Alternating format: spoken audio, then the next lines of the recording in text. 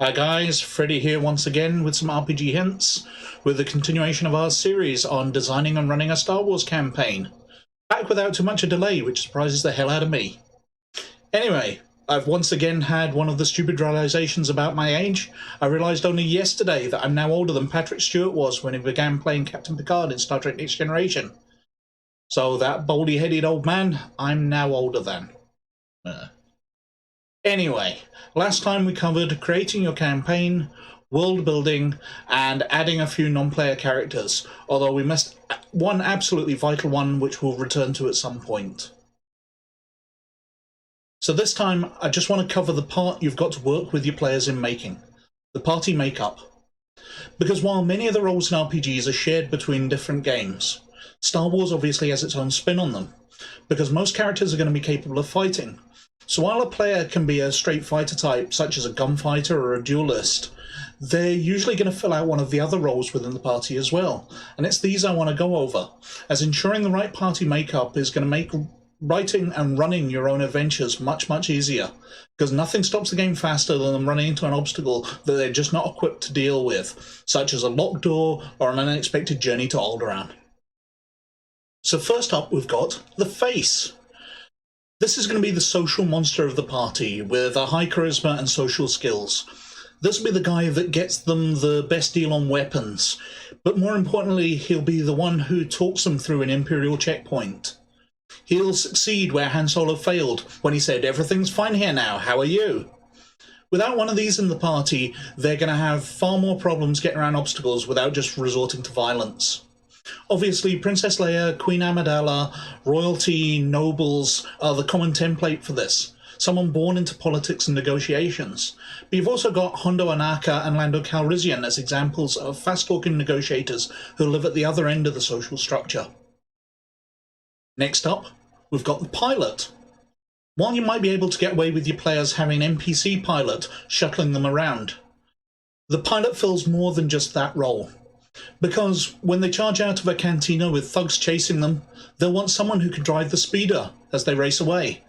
Plus, it's Star Wars. You're closing off paths of adventures if your players can't jump in some starfighters to take out the impending threat to their base. With Han, Luke, Lando and Anakin all being prime examples of players, Han's probably the prime archetype for this role, piloting the Falcon and the Imperial Shutter in Return of the Jedi, and manning the Falcon's guns. This is probably what a player's going to want to be. But talking about the pilot brings up another whole subject in Star Wars role-playing: space combat. While in the movies you tend to get the Millennium Falcon flying around in battle and Luke in his X-Wing flying escort, that doesn't really work out in the RPG. With most of your players concentrating their skills in other areas apart from starships, as soon as they board a vessel they just become passengers. They're definitely not skilled enough to protect themselves. So instead of having separate starfighters, they'll all tend to have a single space transport, much like the Millennium Falcon, which one player with the requisite skills will pilot and make all the relevant roles for the players. They might get a turret or two added so the other players can take potshots at enemies, mainly relying on the luck of the dice for a hit, but they're mainly just observers to the action. This is something I've not seen any version of the RPG deal with successfully, so my advice is that you're mainly going to be avoiding space combat most of the time, unless you want to get other players involved in rolling the dice for the enemies or whatever to keep the action going. And we're on to the techs and medics. Unlike Dungeons & Dragons, Star Wars has no clerics or thieves to patch the party up and open locked doors. But their replacements are techs and medics, and both of these tend to have a lot of crossover, with the attributes needed to be good at one mainly being the same as the other in virtually all versions of the role-playing game, so a high intelligence or a high technical skill. So naturally your techs are going to end up being pretty good medics, and vice versa. While it might be handy to have one of each, you'll definitely be able to get away with just one guy. The guy who'll be able to patch the players up after battle, and patch the ship up as well. The guy who'll be able to break the security on the door, reprogram the droid and stop it blowing up, and many, many other extremely handy things, because Star Wars is a very high-tech environment, so a tech is very, very useful.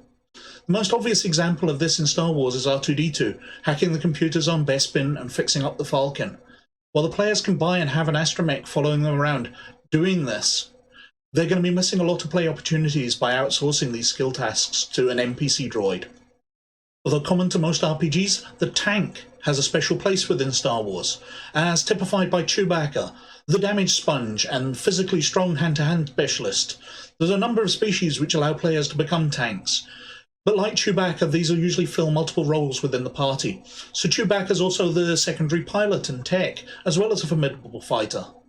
So filling out the party with a Wookiee pilot or medic, or even the always popular Wookiee Jedi. Which brings us very handily onto the Jedi. If your setting and time period allow it, players are going to want to play Jedi, or at least Force sensitives.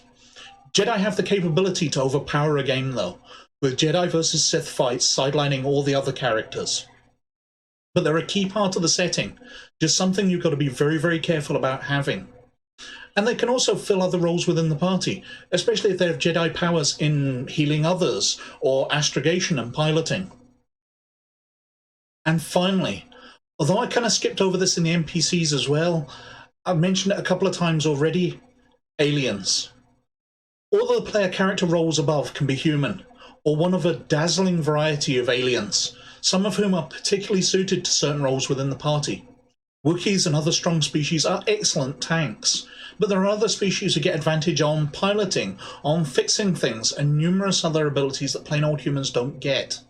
But humans do get one massive advantage that other species don't. They fit in. The Green Twi'lek pilot and the Wookiee engineer are going to stand out from the crowd. They're going to be recognised and spotted. A couple of humans won't. They'll just merge into the crowd and not be noticed. But more than this, a human can slip into a set of stormtrooper armour or an Imperial uniform and disguise themselves. No matter how much they try, the Twi'lek in a stormtrooper outfit's not going to work, and a Wookiee's just not going to look right in the green uniform of the Empire with a little cap on. What you've got to remember is the Empire is mainly a humans-only club, and you should probably remind your players of this fact before they make their party. They're probably going to need at least their face character to be human, but a human-only party is really not taking advantage of Star Wars as a setting, so I wouldn't recommend that at all.